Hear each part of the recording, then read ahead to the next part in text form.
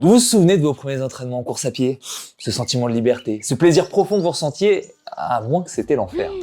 Il est beaucoup plus simple d'adhérer à la pratique sportive quand ça se passe bien. D'où la question du jour, peut-on vraiment aimer la course à pied dès le premier jour? Et quels sont les secrets pour réussir cet exploit? Pour répondre à cette question, nous avons recueilli vos témoignages directement sur la communauté du campus. Alors, est-ce possible d'avoir le coup de foudre pour la course à pied? C'est le sujet de cet épisode 24 du Grand Débat.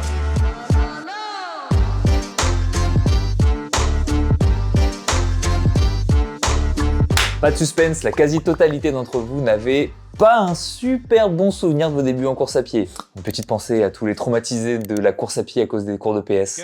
On vous embrasse.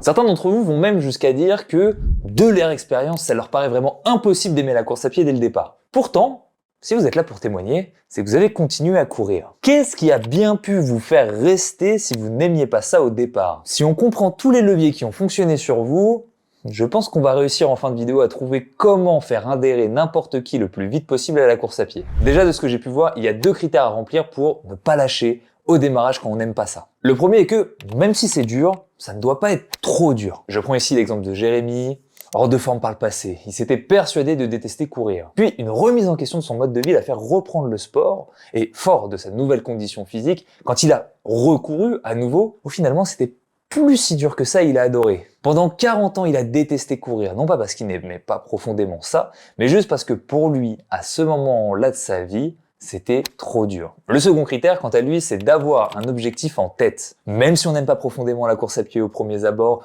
on sait que c'est le moyen d'arriver à notre fin. Le moyen de réussir à atteindre un objectif supérieur qui vaut bien le coup de souffrir, au moins un petit peu au début. Alors là, vous avez le choix, ça peut être courir son premier 10 km, ça peut être vous aider à perdre du poids, comme ça peut être avoir envie de pouvoir randonner avec ses enfants sans galérer comme un sac, pour citer Maxence. Toutes les raisons de courir sont bonnes, tant que ça nous parle à nous, et tant que ça nous donne suffisamment de motivation pour nous mettre en mouvement. Bon, ça c'était pour ne pas lâcher au démarrage, mais ça peut pas durer éternellement. Et ça tombe bien parce que la quasi-totalité de ceux attestant ne pas avoir aimé la course à pied au départ attestent d'une chose plutôt étonnante, avec le temps, ils ont fini par apprécier ça.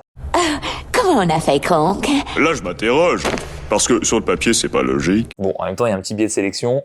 Ceux qui n'ont plus aimé ça, ils sont peut-être pas sur la communauté du campus, je vous l'accorde. Mais justement, posons-nous la question, qu'est-ce qui a bien pu changer pour passer de « je déteste » à « j'adore ». J'aime bien, j'aime bien. Encore une fois, 2 critères ont émergé de vos discussions. Le premier, il est dans le prolongement de ce que je vous ai dit juste avant. Plus on pratique, plus on progresse. Plus on progresse, moins ça paraît difficile, moins on a de friction pour apprécier. Et quand bien même on n'est toujours pas un fan inconditionnel de la course à pied, comme Phil par exemple, ne plus souffrir, c'est déjà pas mal. Le second critère, quant à lui, et c'est celui qui vous rassemble quasi tous, c'est celui de la progression. Je ne cesse de le répéter, voir ces actions avoir un impact quantifiable, dans la vraie vie, c'est un cadeau inestimable pour soi-même. Là où, habituellement, on a l'impression de n'avoir aucun impact sur quasiment rien qui nous entoure, là, pour une fois, on s'entraîne, le cardio, il baisse. On fait un cycle de VMA de seuil de je sais pas quoi, les allures, elles montent. Vous êtes assidu en course à pied, vous suivez un plan campus pendant des semaines, des mois, des années, les records, vous les cassez en 2. C'est un grand oui. Et le vrai point fort de la progression, c'est que ça s'expérimente qu'importe son niveau. Que vous couriez le 10 km en 40, 60 ou 80 minutes, le sentiment de progression vis-à-vis de soi-même est le même pour tout le monde. Faut juste le voir. Bon. On a bien avancé, mais pour finir ce débat et pour pouvoir craquer le code de comment aimer courir au jour 1, parlons de ceux, dans ce débat, oui, il y en a eu, qui ont aimé courir dès le début. Bon, déjà, il y a Olivier. Olivier, t'es une catégorie à toi tout seul, mon pote. Pas spécialement doué, juste un mec qui aime ça, en fait. Tout simplement, voilà, c'est un peu comme un Pokémon Shiny, ça court pas les rues, on sait que ça existe. Ensuite, il y a les témoignages comme ceux de Sophie, Adeline, ou Sophie. Oui, il y a eu 2 Sophies qui ont vécu la même expérience, c'est incroyable. Waouh. Ces personnes ont commencé à courir avec quelqu'un. Et là où certains font la rencontre de groupes qui courent trop vite, par exemple, et sont dégoûtés du coup, là, ces 3 personnes ont eu la chance d'être accompagnées pour leur première sortie par des personnes qui se sont calées sur leur niveau. Et ça change tout parce que, souvenez-vous, comme on l'a dit juste avant, si ces premières sorties sont trop dures, c'est niet. D'ailleurs, cette catégorie me permet de faire le lien avec une autre catégorie qui sont ceux qui ont eu la chance de commencer avec une méthode vraiment adaptée pour les débutants. Combien de débutants, vous en connaissez peut-être, moi j'en ai vu beaucoup, qui, pour leur première sortie, ont fait 30 minutes, voire même 1 heure, très certainement à fond, et qui ont trouvé ça tellement horribles qu'ils n'ont jamais eu envie à nouveau de remettre leur basket. Eh oui, parce que courir, comme ça là, vite vu, ça semble accessible. Le problème, c'est que c'est difficile en vrai quand on part de zéro. Personnellement, je suis assez d'accord avec le témoignage de Steve pour dire que si plus de gens avaient commencé avec des plans débutants, alternant marche et course, comme les plans campus bien sûr, moins de gens auraient détesté la course à pied au début. Le témoignage de Bernard sur ce sujet est assez édifiant. Sa sœur se met à courir avec un plan qui n'est pas adapté, elle déteste. Elle se met ensuite à alterner marche et course et suit un plan pour les débutants, elle adore. C'est QFD. Scientists developed that.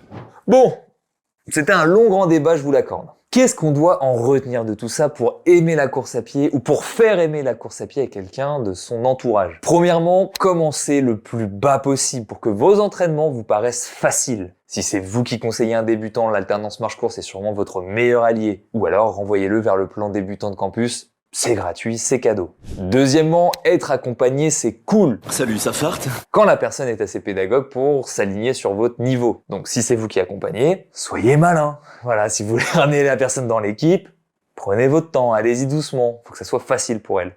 Le dernier arrivé est fan de Phil Collins. Bon, après ces deux premières choses, là dans le meilleur des cas, la personne adore déjà la course à pied, félicitations. Dans le pire des cas, elle déteste pas ça.